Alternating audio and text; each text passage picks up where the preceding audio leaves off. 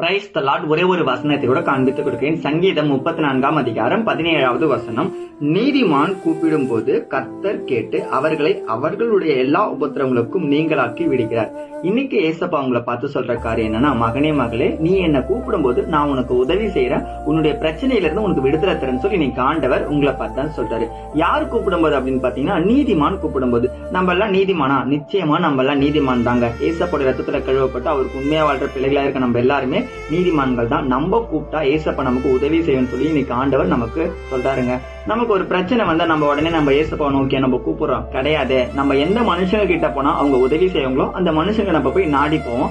அவங்க உதவி செய்யாத பட்சத்துலதான் நம்ம கடைசியா ஆண்டவர் கிட்ட வந்து, ஆண்டவரே நான் மனுஷங்களெல்லாம் நாடி போனேன், அவங்க என்ன ஏமாத்திட்டாங்க, இப்ப நீங்க எனக்கு உதவி செய்யணும்னு சொல்லி ஆண்டவர் கிட்ட ஜபத்தின் மூலியமா அழுது கெஞ்சுவோம். ஆனா இன்னைக்கு ஆண்டவர் சொல்றாரு, நீ முதல்லயே நீ என்னை தேடி வர வேண்டியதானே மகனே மகளே, நான் தான் உனக்கு உதவி செய்யறேன்னு சொல்லிட்டேன்ல, உனக்கு உதவி செய்யறதுக்கு நான் இருக்கும்போது நீ ஏன் மனுஷங்களை நாடி போறேன்னு சொல்லி இன்னைக்கு ஆண்டவர் உங்களை பார்த்தாங்க சொல்றாரு. இன்னைக்கோ ஒரு வேலை மனுஷங்கள நாடி போய் ஏமாந்தல இருக்க மகனே மகளே, நீ நீதிமானா வாழ்ற, நீ என்ன கேட்டாலும் ஏசப்பா செய்வாரு, ஏசப்பா நோக்கி கூப்பிடுவாரு, நிச்சயமா பெற்றுக்கொள்வார். விசுவாசிக்கிறீங்கன்னா ஆமீன் போட்டுக்கோங்க. இதே போல ஆவிக்கிற வசனத்தை நான் ஃபாலோ பண்ணுங்க. God bless you. ஆமென்.